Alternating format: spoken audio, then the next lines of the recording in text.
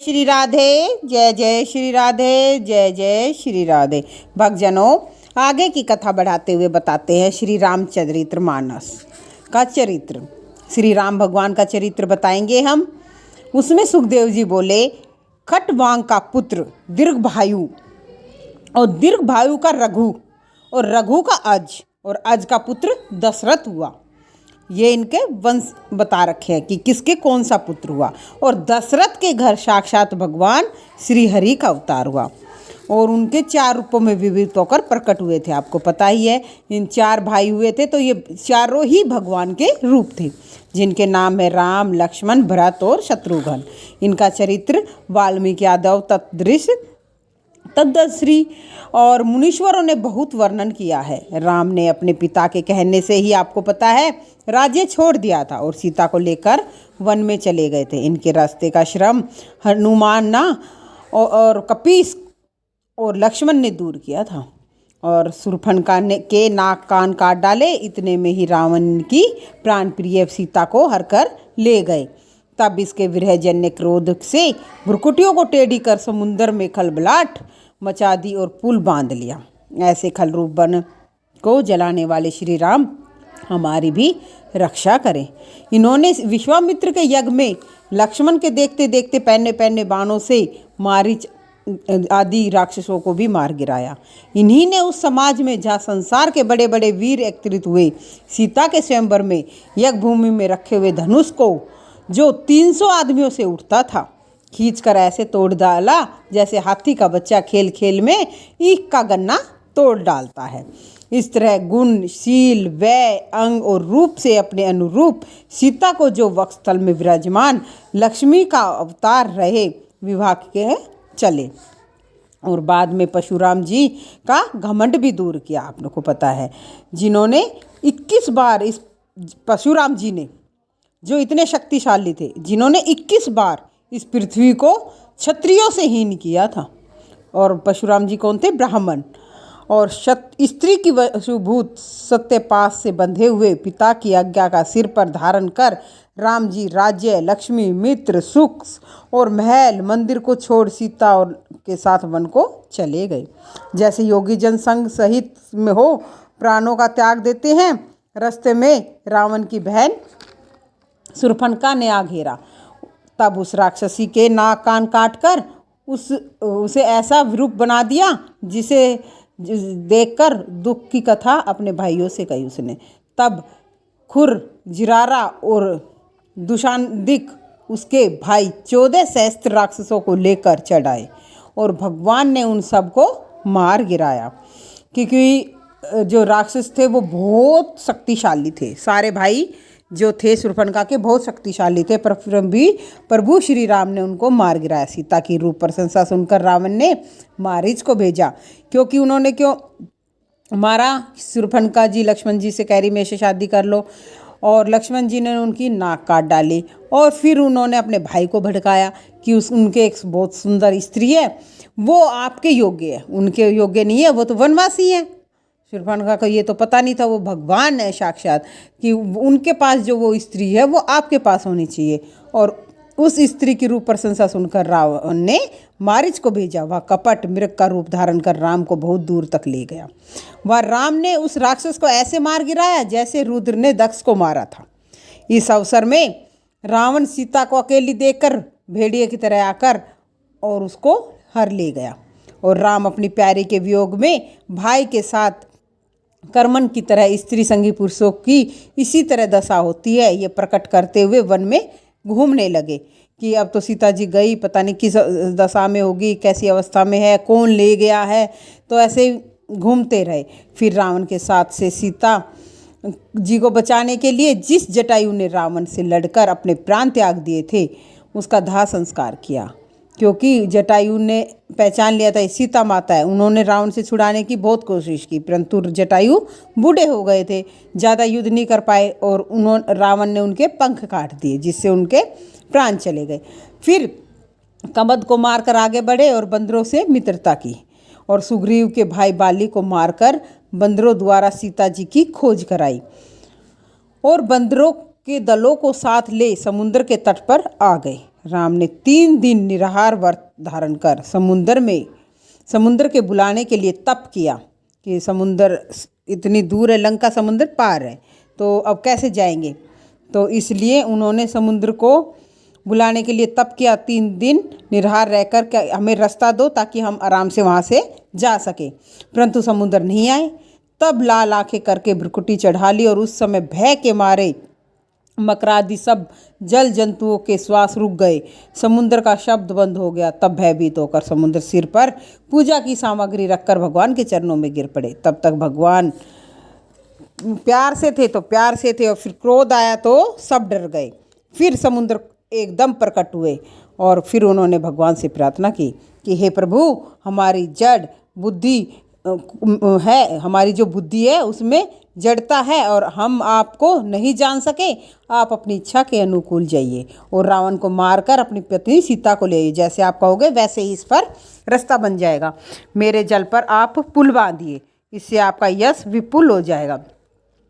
और यह कहकर समुद्र चला गया और राम की आज्ञा से बड़े बड़े बंदरों ने पर्वतों के बने शिखर लाकर डाल दिए। उस तरह पुल बांधकर सुग्रीव, नील, हनुमान, अनेक सेनापति विभीषण की बुद्धि के अनुसार बंदरों की सेना ने लंका में घुस गई। ऐसा पुल बनाया और जिससे और जो पत्थर थे, जो 2 बंदर थे, उनको ये वरदान था कि जो वो पत्थर जल में डाल देंगे वो तैरेंगे, श्री राम लिखकर उनको वरदान था। तो इसलिए उन्होंने हर पत्थर पर नाम लिखा श्री राम और लिखा सबने और उनसे डलवाए ताकि ये तैर जाए, और तैर गए तो वो पुल बन गया। और इस प्रकार पुल को पार कर कर वो लंका में घुस गए। इसी लंका को हनुमान जी ने पहले गए थे। हनुमान जी जब रावण ने यह दशा देखी थी तब उसने बड़े बड़े सूर, सामंत, कुंभकर्ण के साथ युद्ध स्थल में भेजे। जब यह दुर्जय सेना चली तब सुग्रीव, लक्ष्मण, हनुमान, अंगद, जामवंत आदि बड़े बड़े सूरवीरों को लेकर राम जी जा पहुँचे। राम की सेना के बड़े बड़े युद्धपाल रावण के जगपति, अश्वपति, रथी, महारथी आदि से जा भिड़े और रावण के सैन्यजनों को वृक्ष, पर्वत, गदा और बाणों से मारने लगे। जब रावण ने अपनी सेना को नष्ट हुए देखा तो क्रुद्ध हो पुष्पक विमान में बैठकर रामचंद्र जी के सम्मुख आ गए।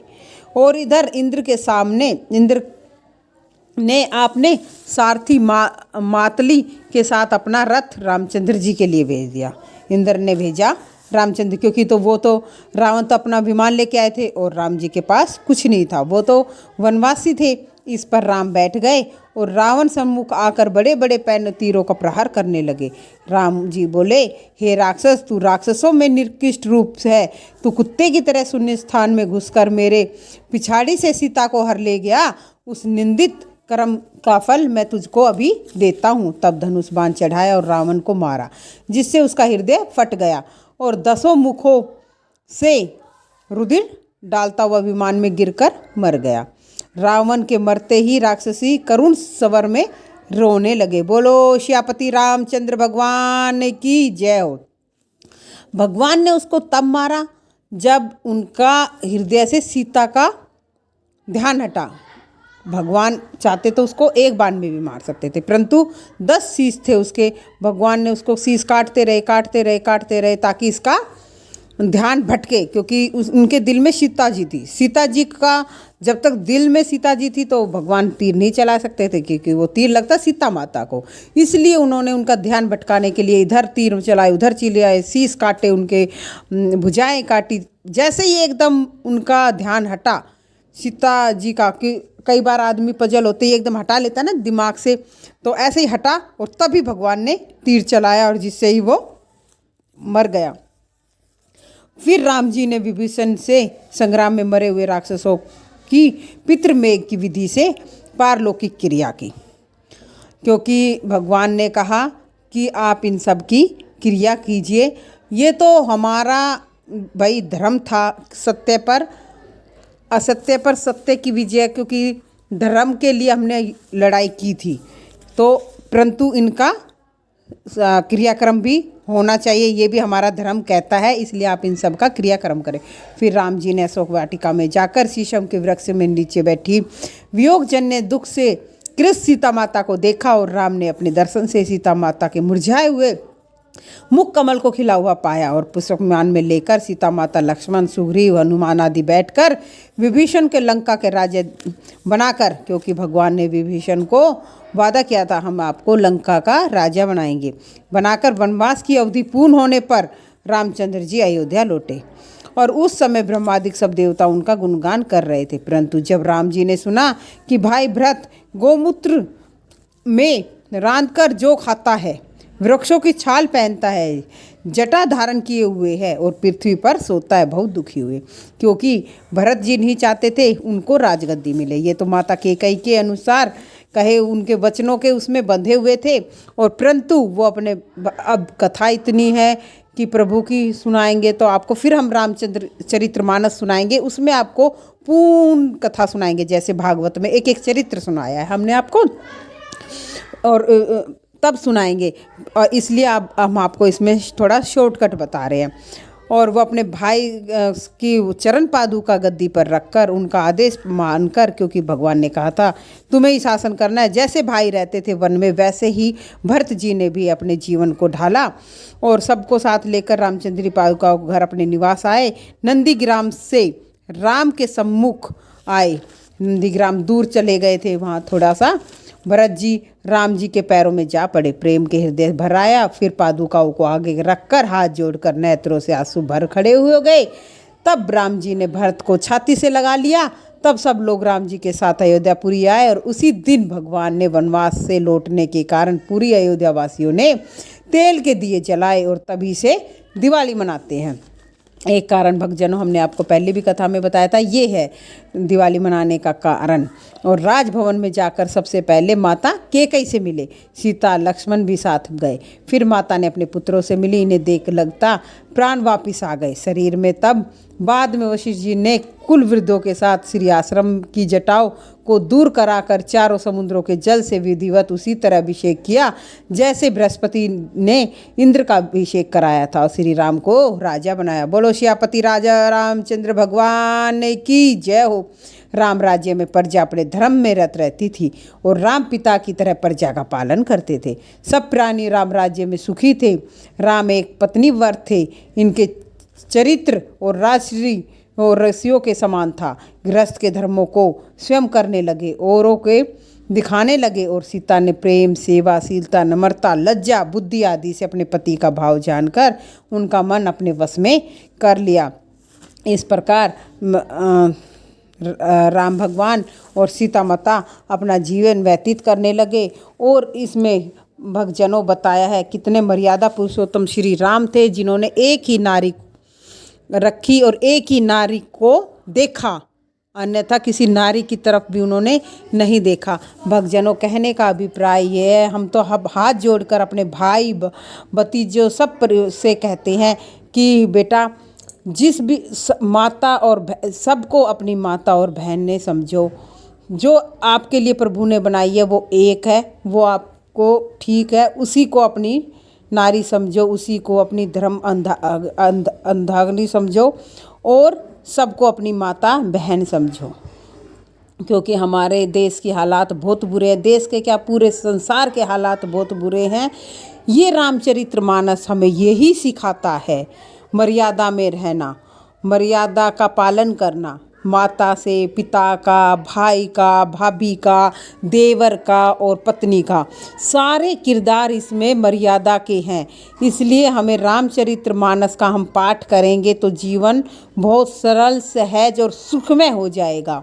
इसलिए आप सबसे मेरी हाथ जोड़कर विनती है, जो मेरी माता, बहनें, भाई जो भी हैं, थोड़ा सा अपने जीवन में सब इसको रामचरितमानस को ढाले। जरूरी नहीं है हम भाइयों को ही कहें, हम बहनों को भी कह रहे हैं कि बहनें भी और माताएं भी, कि हम थोड़ा थोड़ा अपने, क्योंकि ये संसार बदल रहा है और इसमें हर रिश्ते भी बदल रहे हैं। उन रिश्तों को बचाने के लिए हमें अपनी रामचरितमानस को उठाकर पढ़ना चाहिए, जिससे हमारी बुद्धि में सद्बुद्धि आए। बुद्धि तो सबके पास है, सद्बुद्धि और दुर्बुद्धि हो जाती है, तो इसलिए दुर्बुद्धि की अपेक्षा में वो सद्बुद्धि करनी है।